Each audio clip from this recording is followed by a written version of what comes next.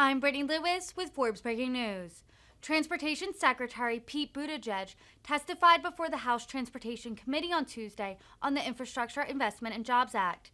In a heated line of questioning, Congressman Troy Nehls referred to incidents like President Biden falling off of his bicycle and asked Buttigieg directly if he has, quote, spoken with any other cabinet members about implementing the 25th Amendment on President Biden.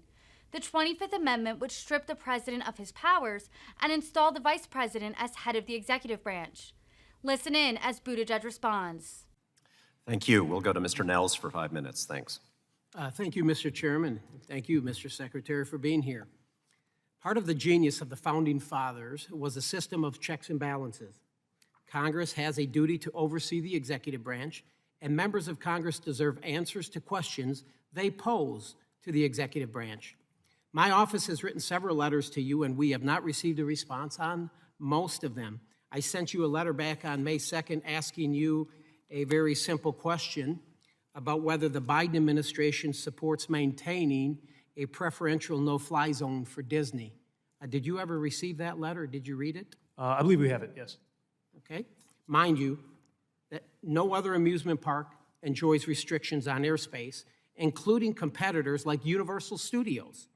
These no-fly zones are usually reserved for high-security targets like the White House and our most sensitive military facilities like nuclear launch sites. So it totally makes sense.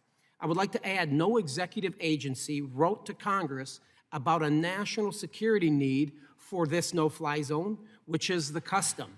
The Obama administration's FAA administrator testified that Disney's no-fly zone does not meet the standard requirements and would not be in place had Congress not enacted specific legislation, a process that has been widely reported that was done out of uncouth lobbying. So what is the administration's stance on the preferential treatment for Disney's no-fly zone?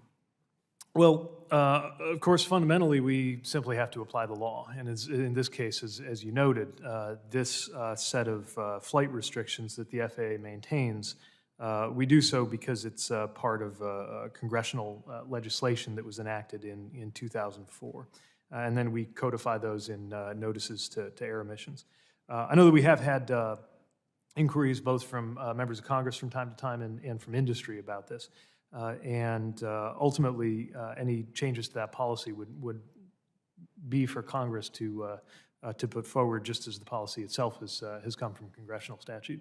Fair enough, and thank you, and I will be pursuing just that here in the next Congress.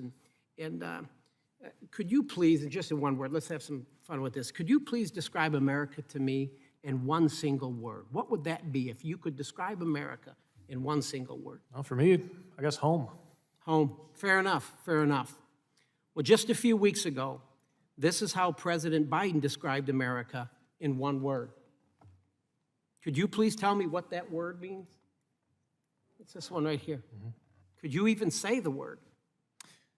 Congressman, I'm not in the habit of trying to read transcriptions. I bring this up to you, sir. I bring this up to you because you yourself questioned Donald Trump's mental state of mind in September of 2019 when you stated to CNN, I quote, "If our presidency is not in good shape, then our country is not in good shape."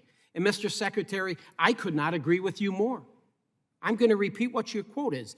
If our presidency is not in good shape, then our country is not in good shape. Inflation's at 9.1%. Gas prices are through the roof. Our adversaries are exploiting our weaknesses across the globe. And our southern border is non-existent. This administration puts the American people last.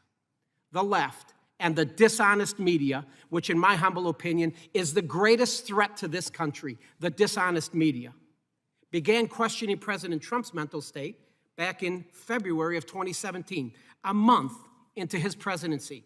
We now have President Biden in office for 18 months, and just recently, we now see the mainstream media questioning President Biden's mental state, and for good reason. Sadly, he shakes hands with ghosts and imaginary people. He falls off bicycles. Even at the White House Easter celebration, the Easter Bunny had to guide him back into his safe place. Cue cards that say, "sit here," or "end of speech," which he actually states, that is, if he stays awake. So my question for you is, sir, have you spoken with any other cabinet members about implementing the 25th Amendment on President Biden?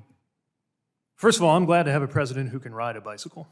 And That's your I question. will look beyond the insulting nature of that question and make clear to you that the President of Have the United you States... spoken to Of any other course not. cabinet members about implementing the 25th Amendment on President Biden? Of course not. Please allow the You ought to witness to know finish his answer. Have that you the emailed, President of this the is my United time, States- have you emailed any members President of with the the United executive States. branch about the president's health or President cognitive of the decline, United States including is text as messages vigorous a from your colleague private or phone? boss as I have I ever had the figured this. pleasure of working with. What about political appointees at USDOT? Have you spoken about Gentleman's this issue with time has them? expired.